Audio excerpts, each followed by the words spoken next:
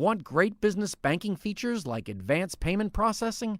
Whitney Bankers can help you find the right solutions for your business. Stop by one of Whitney's nearly 200 locations across the Gulf South or visit HancockWhitney.com. Member FDIC. Major support for Out to Lunch is provided by the law firm of Jones Walker. Established in 1937 with over 375 attorneys in offices throughout the U.S., providing a comprehensive range of services to a local, national, and international client base. JonesWalker.com. And by Business First Bank, with locations throughout the state, including 11 offices in the Baton Rouge area, providing personal and commercial banking, treasury management, and wealth solution services to help clients succeed. Business First Bank, banking with greater momentum. From Mansurs on the Boulevard in Baton Rouge, we're out to lunch with editor of the Baton Rouge Business Report, Stephanie Riegel. It's business Baton Rouge style. Hi, I'm Stephanie Riegel. Welcome to Out to Lunch. Some of us embark on a career and we're set for life. But sometimes one career unexpectedly leads to another, or perhaps prepares us for another in ways that we don't at first anticipate. Take Dr. Meredith Warner. She's an orthopedist with a practice here in Baton Rouge that she opened in 2013. Her career dealing with bones and joints has led to a second enterprise, this one entrepreneurial. Meredith has created a special shoe called the Healing Sole for people with plantar fasciitis. Meredith spent 5 years designing her shoe and even went to business school to learn the business side of selling and marketing it. In 2015, it went on the market, and 2 years later, it's selling online and in select stores in this area. Meredith, is a really cool story. Great invention. Thanks for being here to tell us about it today. Thank you, Stephanie. I appreciate it. Jamie Carruth's career has also taken interesting twists and turns. She spent more than 2 decades in education and was principal at Highland Elementary School here in Baton Rouge for more than 13 years. But just 1 month after retiring in 2016, Jamie embarked on a new career in the lawn care business and became a franchisee for U.S. Lawns, a rapidly growing national company that provides grounds care for a variety of commercial clients throughout the capital region. Jamie is loving her new life. Congratulations on a whole new direction. Thank you. It's very different. Can't wait to hear about it. Welcome to Out to Lunch. Well, Meredith, let me start with you. I read that you first got the idea for this shoe when you were in your residency in Delaware. What sparked the idea? Well, my residency was actually at Tulane in New Orleans, where we do surgical training. That's what the residency is. I'm from Delaware originally, and then went to med school in Philly. I guess I just saw a gap in treatment. So plantar fasciitis is very, very common. Some people call it a stone bruise. It's when you have severe pain in the bottom of your heel. Very common, hits all different kinds of people and all different kinds of occupations. It really is not specific to any one type of person.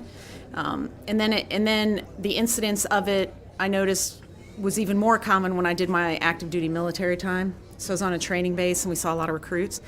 Anyway, the treatment is basically over-the-counter inserts, some steroid injections, or surgery. So how does your shoe work in layperson's terms? Right. So what I did was I thought about it one day, how do I treat this? What are my steps, or what's my algorithm? And generally speaking, someone would come in, the first thing we would do is put them in a boot, one of those plastic fracture boots, to immobilize the foot and give a rocker bottom, which is the curved sole on the boot that takes all the stress off the foot. If that doesn't work, then you might order PT or do an injection. If that doesn't work, you might do custom inserts. If that doesn't work, you might cushion. So you go through this variety of stepwise treatment. Well, meanwhile, that's multiple doctor visits, multiple co-pays, and multiple expenses to the patient. And in the past 2 to 3 to 4 years, I've noticed medicine kind of devolve into very, very high deductibles and very high financial burdens on patients whose incomes aren't going up to match it, correct? No question. So people are either foregoing treatment and rationing their own care because they can't afford it, or not getting it because their insurance company won't allow them to. So what I did was I put all of the treatment principles together in a single device that people can use over and over again and buy on their own. And then if that doesn't work, then go see the doctor. So it basically cushions, and it holds the little foot in the right position, and it cushions, it de-stresses through the rocker bottom, and I have a little lift under the great toe that also stretches the plantar fascia and keeps your toes from contracting. I made it with a special EVA foam at a certain density that gives structure to the foot, which is healthier than soft, squishy things. Yeah. And then I have a very low profile arch support. So all of that together, they synergistically work well and it works. Well, We've I want had to great hear success. I want to hear some more about it, but I want to bring Jamie into the Sure. conversation because I mean Meredith. A lot of teachers wear them. And I bet people in lawn care who spend a lot of time on That's their true, feet right. might need it too. Meredith's, shoe sort of came about naturally because of her medical training, right? But you went from education to lawn care. How did you make that jump, and why the decision to go into that completely different field? So like you said, I was in education for a very long time, and I had planned to retire and help my son build his residential lawn maintenance company. Okay. So a friend just mentioned that the U.S. Lawns Company in Natchez was doing stellar business and that we should check into it. So Alex and I, my son, we got online and kind of researched it, and all of a sudden, I get a phone call from the U.S. Lawns main office in Orlando, and they're saying, we have the Baton Rouge territory open. So all U.S. Lawns are guaranteed a dedicated territory. So we went through the vetting process, which was not easy. We met weekly, Alex and I, and we went through each aspect of the franchise with them. Mm-hmm. We had to go visit them for a weekend to see if we were a good fit for them and they were a good fit for us. And when we all came to an agreement last August 15th, we signed up. Well, congratulations. Yeah. Now, how did you learn? I mean, so you had to learn about the horticulture side of lawn care and also the business side of running this type of an enterprise. Well, do they train you, or? Oh, actually, you do get a whole lot of training from the U.S. Lawns people, and they actually have online training programs for our gardeners, for our account managers, for owners. Alex had a background in lawn maintenance already, so he had the groundworks part down. And I actually ran a small business. When you run a school, you're running a small business, so you have a business background. But you had originally planned to retire, so what made you want to jump right back into the working world? Well, it's not really my personality to retire, and my husband said that I would definitely couldn't retire because I would watch Judge Judy all day long because I love those shows on TV. So I thought it'd be, Alex and I blending our particular skills was a good fit because I could be more flexible. I can go to lunch with my friends if I want to, but still I handle the sales and the business part while he does the ground. That's supervision. fantastic. Yeah. And you're in business with your son. That's great. It's awesome. Well, Meredith, you went to business school actually Right. after you'd gotten your medical degree Right. to learn how to sell and market this shoe. Did it help? Yes, it did, and actually also helped me in medicine, and and I did the executive program at LSU, which is an awesome program. I highly recommend. I think it made me a more effective physician as well because I'm able to maintain my independence and be solo practice because I can run a business now, as opposed to being an employed physician in one of these large group practices or one of these employed systems where you're essentially a cog in the wheel and you basically have to do what the admin tells you in terms of treating patients. So I think it's made me a more effective doctor, but for sure it's helped with the shoe because one of the things we did was visit China and visit Brazil, and I think that kind of took away all of the unknown factor of sourcing outside of this country. Right. So our shoes are made in Vietnam for a couple of reasons, one of which you can't contract with the military if it's made in China, and one of my goals is obviously to get it on soldiers' feet one day. But I think the unknown, the fear factor was taken out with that visit, so that was good. And then obviously we learned abundance of other skills. But I was thinking about what you said. Being a principal and managing people probably helps you a lot. One of the biggest problems I have in business is managing people, and your workforce. And I'm sure you struggle with that in your We have labor issues, field. yeah. So and it helped with that. Those are the sort of soft skills. That's you great. learn. What kind of labor force do you have, Jamie? How many employees do y'all have working for you now? So when we started, one thing about the U.S. Lawns franchise is we have such good national support. And so we set goals. So the goal for our first year is 1 truck, 3 employees, and we're there. Excellent. Yep, we're about to add our 4th employee.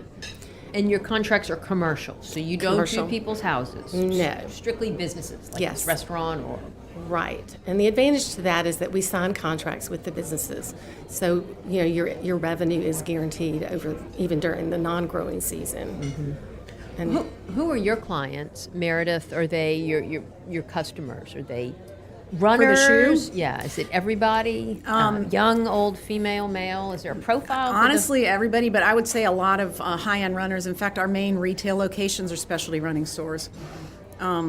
We sell most online, however, nationally. I would say runners and then people that work on their feet. And surprisingly, I was surprised, a lot of men. I thought it was going to be heavy, 70-30 female-male sales. But I actually had to open new molds with larger sizes because it's so common in men, too. So...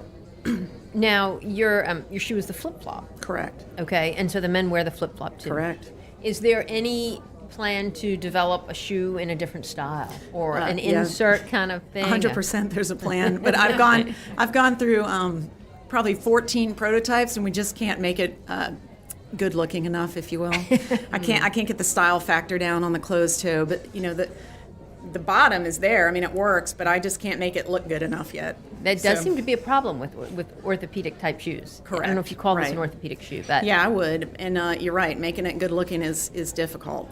Is there a lot of competition? I mean, I don't know anybody else that's curing plantar fasciitis, but yeah, I mean, our competition is things like Bionics, FitFlop. I mean, there's an abundant amount of treatment out there, but nothing. Mine's 100% unique. We're patent pending. Things sitting in the federal government patent office, which I'm sure takes a while.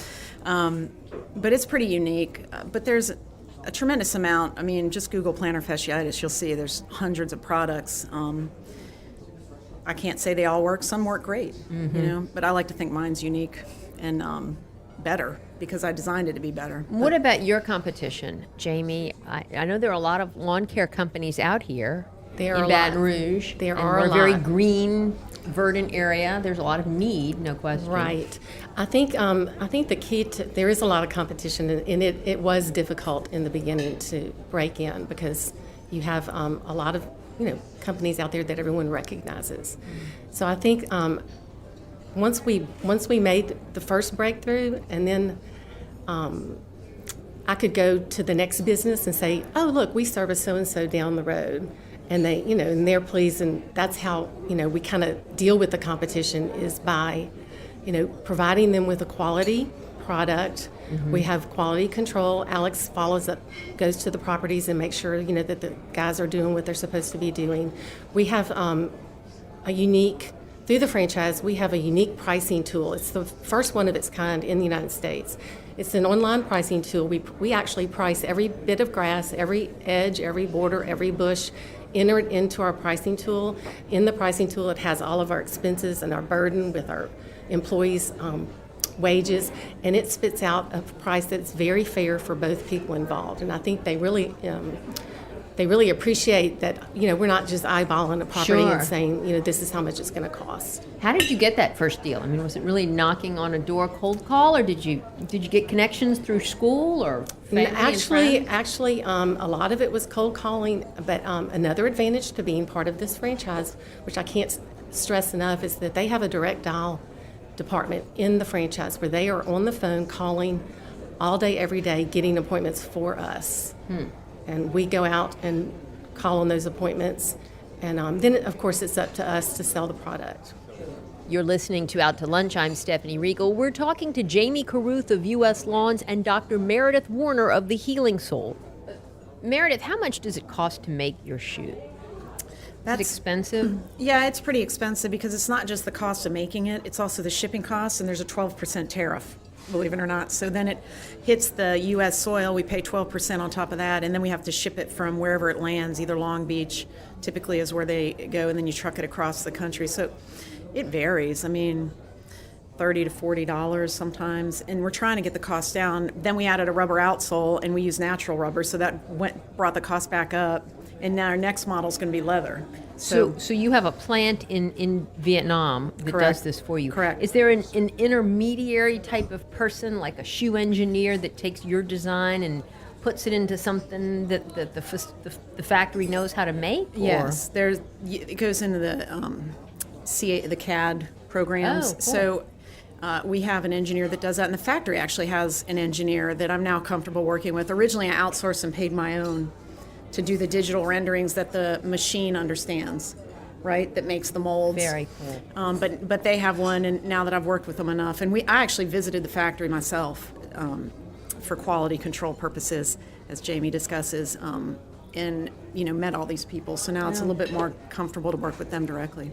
Well, speaking of equipment and factories, Jamie, I'm curious, did you and your son have to invest in the equipment you use, or does the company help get you a good deal on professional quality? They do, actually. We did have to invest in the trucks and the like the machines, the mowers? Yes, we did, but we do get a 25% discount on all of our equipment through vendor partnerships at the Is it main expensive to be a franchisee?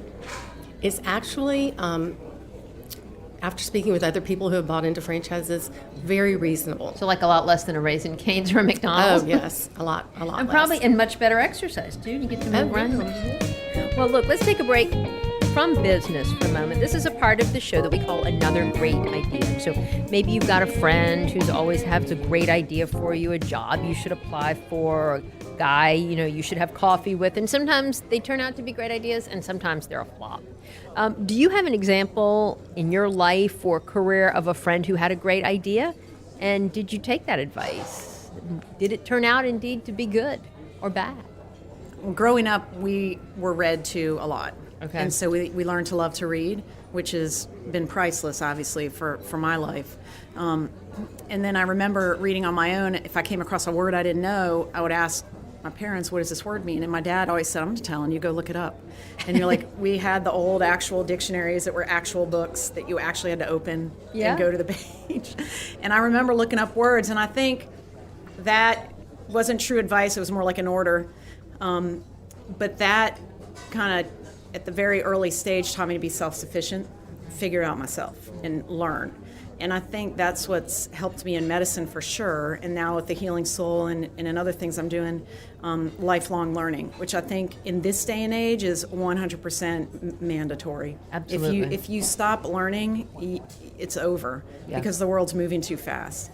And so I find that I'm constantly reading, and not just medicine, all different fields, and trying to assimilate ideas. But I think it started with having to go look the word up myself, and then you learn it better. It teaches industriousness, work ethic, etc. That's great. What about you, Jamie? Well, one piece of advice that I was given in my early years of being an educator was to be authentic.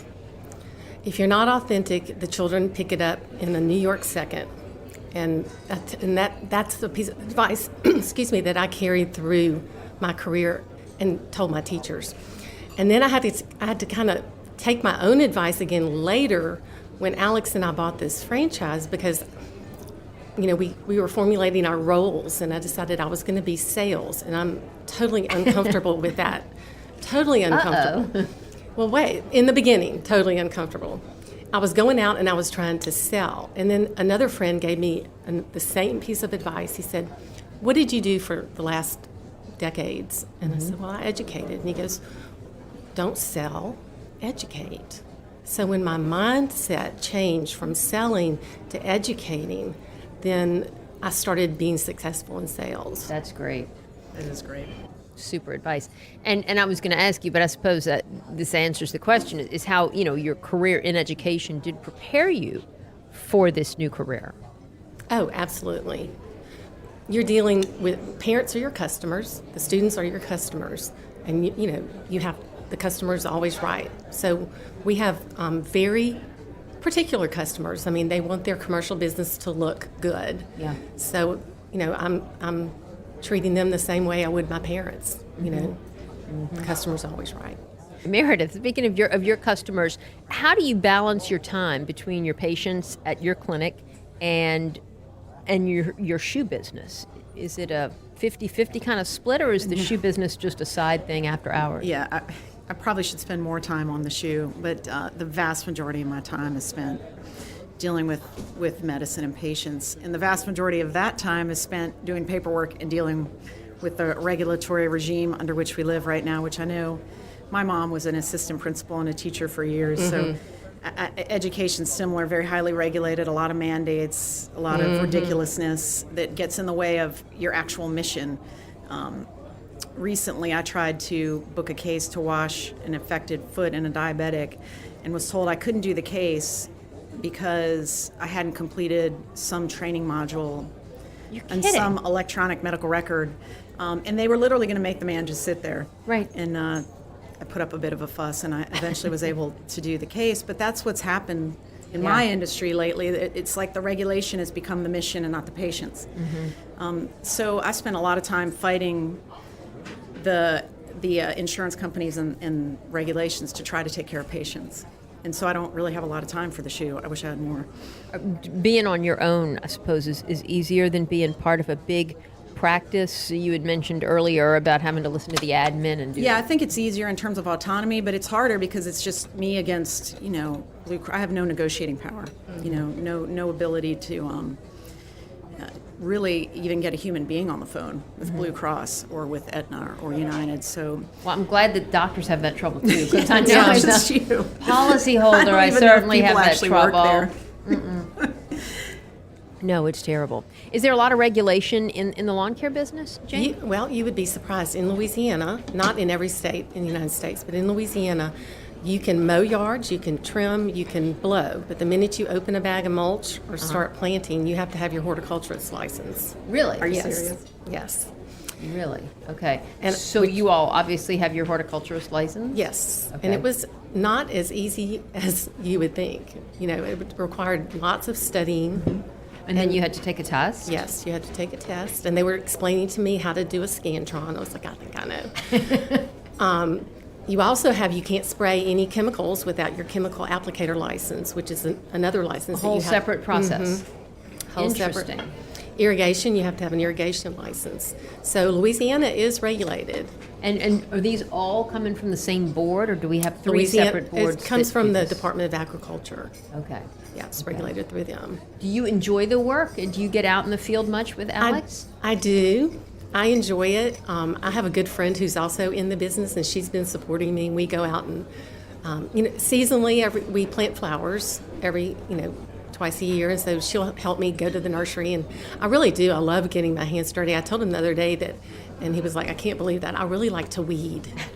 See, I do too. Instant gratification. Right. It is. It's instant gratification.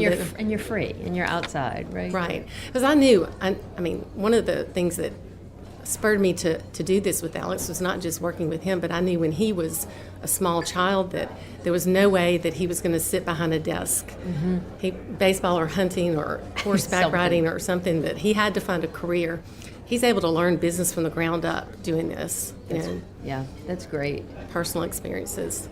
Well, Meredith, I've sensed some frustration from you talking about the healthcare industry. Where do you see it going? That's something I ask myself every day, because you have to plan for the future, and it's almost impossible right now. I have no idea. Right now I just try to help patients with $6,000 deductibles get care. It's a little bit difficult. What I do, I love. I love orthopedic surgery. I love fixing things, and I love operating and making people feel better and getting people back to their quality of life. But they're trying to make it very difficult for us. And I really don't know what they're going to do. Yeah. I don't think that they, meaning Washington, know what they're going to do. No, clearly. They have no idea. I don't think anybody has any idea right now. Clearly they have no idea. Do you end up putting a lot of your patients in your shoe? Yeah, I offer it to them. I don't, force it on I'm them. biased. So, and they know, I say, look, this is my shoe. I designed it, so obviously I'm going to think it works, but I let them try it. But, I put a fair number in it. It really works well. So I'm comfortable doing it because I know it's a good treatment. Are there any that it doesn't work on? Yeah, every now and then I'll find somebody that has heel pain that actually comes from a nerve being compressed in the ankle, in which case it doesn't matter what shoe you're in. You have to decompress that nerve. So there's certain diagnoses where it won't work because it's not designed to do, it's designed to treat a mechanical problem. So if it's a neural problem or like a polyneuropathy from diabetes or something like that, it's not going to work. There's plenty that it doesn't work for, but for true plantar fasciitis heel pain, it actually works great for forefoot pain. So I have a lot of runners that get pain in the ball of their foot. Yeah.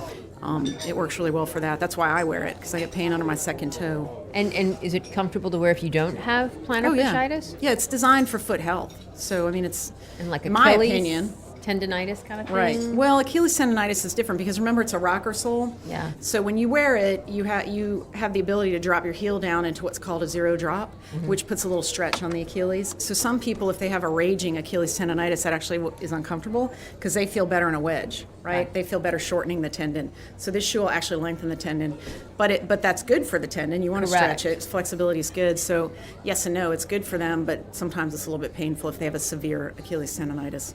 Interesting. I always like to ask guests, who are entrepreneurs or in business about access to capital. I don't know if you all are in that position where you need to grow yet or expand, but have you found availability here in this market? I don't know if you needed to borrow before y'all launched, Jamie. Fortunately, I had some capital that we could access before. So you're just not in a position yet where you need to? Soon. We're adding a fourth employee, and we're going to need, I would say, in the next month to add another truck and trailer. And then we pull 2 of those employees off of the truck with 4, start our second truck. Have you gone to lenders locally or investors? I have not as yet. What about you, Meredith? Yeah, so I have had the need for capital, and I anticipate we will in the future when we want to have a bigger national push with marketing and inventory, because we have heavy inventory costs, obviously. The minimum order for my factory is 3,000 shoes. Wow. So I have to sit on that inventory until it's sold. So yeah, I have had to get loans and set up lines of credit just to make sure that I can pull the trigger on inventory and when you need to. Right. How many pairs have you sold? Oh my gosh, I'd have to have my team here to answer that, but I want to say roughly we've made 2 or 3 orders, so we've probably sold around 3,000 or 4,000. That's great. Yeah. All around the country. All around the country. Good deal. Yep. Well, Meredith Warner and Jamie Carruth, it's always so interesting to hear about people who are taking their careers in new and different directions, and y'all have great ideas, bringing great stuff to market here. So thanks for sharing your stories today on Out to Lunch. Thanks for having us. It's very nice of you. My guests today on Out to Lunch have been Meredith Warner of The Healing Soul and Jamie Carruth of U.S. Lawns. You can find out more about The Healing Soul and U.S. Lawns by following the links on our website. It's batonrouge.la and wrkf.org. Today's show is recorded live over lunch at Mansurs on the Boulevard in Baton Rouge. Mansurs is open for lunch daily from 11 to 2, for dinner nightly, and for brunch on Saturdays and Sundays. The producer of our show is Grant Morris. Our technical producer is Eric Merle. Our associate producer is Peter Raschuti, and our Baton Rouge business consultants are Charlie D'Agostino and Ann Edelman. You can see photos from this show on its batonrouge.la and on our Facebook page. These photos are taken by Ken Stewart. All the music on Out to Lunch is composed and performed by Mitchell Foreman. You can find more of Mitchell's music wherever great jazz is streamed or sold and at mitchellforeman.com. You can get this show as a podcast, you can listen to past shows, and you can keep up with us on all kinds of social media by going to our websites. It's batonrouge.la and wrkf.org. Out to Lunch is a production of INO Broadcasting for its batonrouge.la and WRKF 89.3 FM. I'm Stephanie Riegel. Thanks for joining me. I look forward to meeting you again next week around the table here at Mansurs for more business Baton Rouge style on Out to Lunch. Major support for Out to Lunch is provided by the law firm of Jones Walker, established in 1937 with over 375 attorneys in offices throughout the U.S., providing a comprehensive range of services to a local, national, and international client base. JonesWalker.com, and by Business First Bank, with locations throughout the state, including 11 offices in the Baton Rouge area, providing personal and commercial banking, treasury management, and wealth solution services to help clients succeed. Business First Bank, banking with greater momentum. Want great business banking features like advanced payment processing? Whitney Bankers can help you find the right solutions for your business. Stop by one of Whitney's nearly 200 locations across the Gulf South or visit HancockWhitney.com. Member FDIC.